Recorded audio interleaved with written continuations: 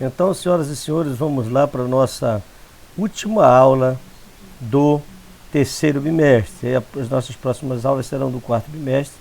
Então, nós vamos trabalhar ainda o capítulo 9, sustentabilidade. Aí nós vamos trabalhar aquele tópico de sustentabilidade, povos tradicionais e as unidades de conservação de uso sustentável. Está lá na página 167 até a página 172. E ao final, então, os senhores responderão a questão de número 5 da página 173 no seu caderno de atividades. Senhores, várias legislações vêm trazendo alguns conceitos de povos tradicionais. Dentre elas, e a principal, a nossa lei maior, que é a Constituição Federal, ela diz o seguinte, que são grupos de participantes do processo civilizatório nacional, diferentes segmentos étnicos nacionais, valorização da diversidade étnica, lá no artigo 215, diferentes grupos formados da sociedade brasileira, o artigo 216 fala disso, direito à educação e ensino em suas línguas, artigo 210, comunidades indígenas, o artigo 231, e comunidades quilombolas, o artigo 216, sexto e artigo 68 das ADCTs, que são aquelas normas que vão fazer a transição da Constituição. Conceitos de povos e comunidade tradicional, então, seriam grupos culturalmente diferenciados e que se reconhecem como tais, que possuem formas próprias de organização social, que ocupam e usam territórios e recursos naturais como condição para a sua reprodução cultural, social, religiosa, ancestral e econômica, utilizando conhecimentos, inovações e práticas gerados e transmitidos pela tradição. Esse é o Decreto 6040, de 7 de fevereiro de 2007, no artigo 3, inciso 1. Então são aqueles povos que vivem ali, que sobrevivem de recursos dali, que têm suas próprias culturas, que têm suas próprias festas, que têm sua própria forma de convivência entre si, diferenciando de demais povos e das outras comunidades. A lei da Mata Atlântica, que é a lei 11.428, que é a lei de 2006, ela também traz um conceito de população tradicional, inclusive um conceito mais simples, mas um conceito abrangente também.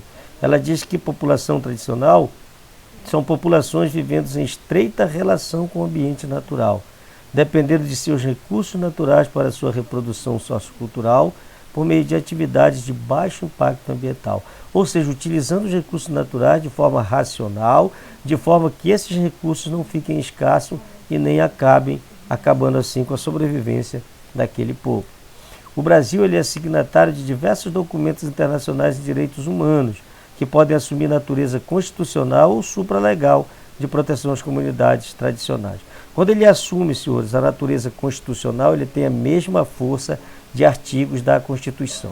Quando ele assume o que a gente fala de natureza supralegal, quer dizer que ele está abaixo da Constituição, mas está conforme as leis, está no mesmo patamar de determinadas leis. Então, vamos refletir sobre povos tradicionais, né? Atores jurídicos necessitam superar a concepção tradicional de invisibilidade dos povos e comunidade tradicional. Ou seja, muitos povos hoje é como se eles fossem invisíveis para nós. Nós não temos eu estou falando enquanto poder público, nós não temos aquele olhar para aquela comunidade, aquela visão que pode melhorar muito a vida desses povos. Povos e comunidades tradicionais são sujeitos coletivos de direito, ou seja, assim como nós, eles também têm direitos, assim como também têm deveres. O novo constitucionalismo deve construir uma hermenêutica inclusiva, ou seja, uma interpretação que inclua esses povos em todas as suas formas de sobrevivência. Nós devemos ficar atentos a tentativas de retrocesso em demandas judiciais atuais, ou seja, aquilo que já está garantido, aqueles direitos já conquistados, eles não podem perder, não podem retroceder. Construção teórica e na formação jurídica dos direitos dos povos e comunidades tradicionais.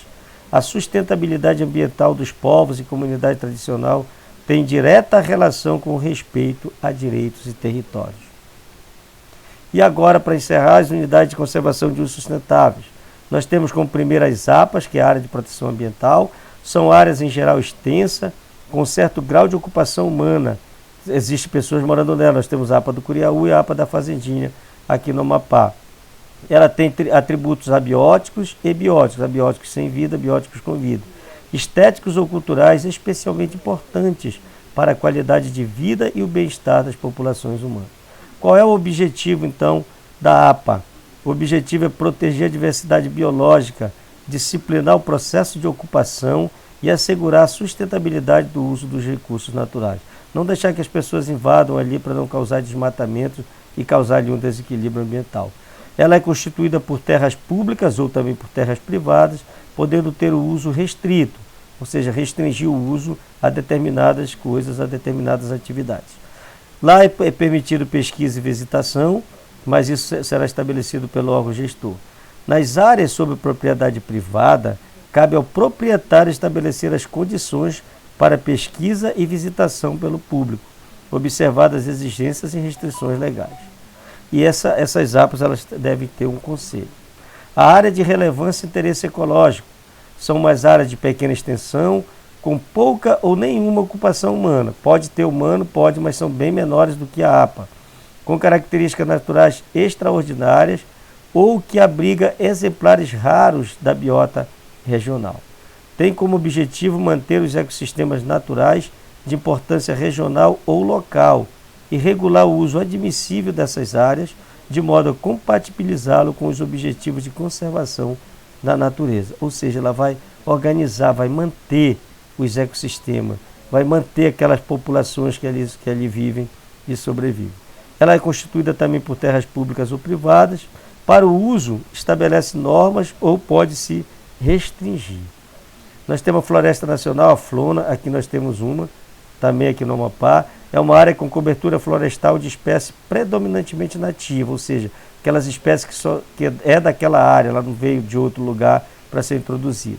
E tem como objetivo básico, então, o uso múltiplo sustentável dos recursos florestais e a pesquisa científica, com ênfase em métodos para exploração sustentável de florestas nativas. A posse e o domínio são públicos, sendo que as áreas particulares, incluídas em seus limites, devem ser desapropriadas de acordo com o que dispõe a lei. Então não pode ter ninguém ali morando, ninguém habitando. Se tiver uma área particular ali à proximidade, ela fazer parte da Flona, ela vai ser desapropriada ali, incorporada em área pública. É admitida a permanência de populações tradicionais, ou seja, só que aquelas populações que ali já habitavam, que ali já estavam antes da criação da Flona, em conformidade com os dispostos em regulamento e no plano de manejo da unidade. A visitação pública é permitida, a pesquisa também é permitida e é incentivada, e ela vai ter ali um conselho consultivo.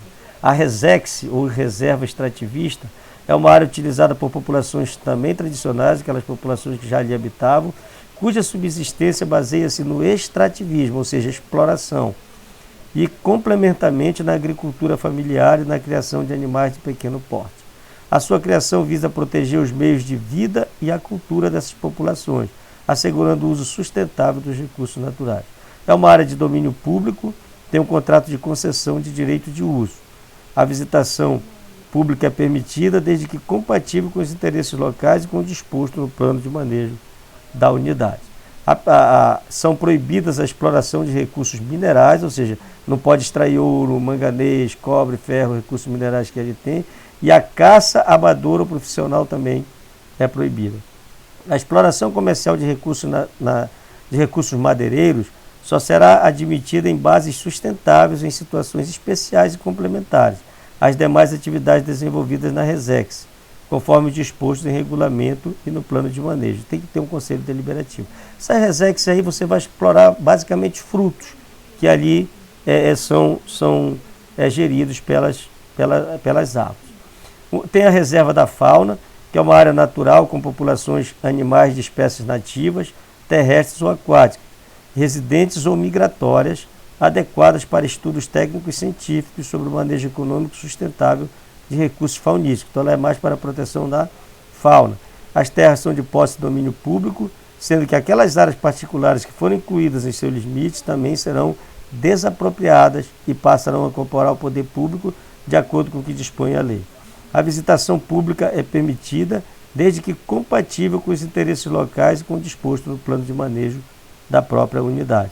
É proibido também caça, tanto amadora quanto profissional.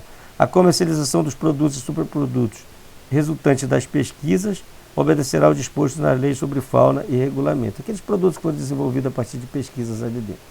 A Reserva Particular do Patrimônio Natural, a RPPN, aqui em Santana nós temos uma, que é ali na Vila Amazonas.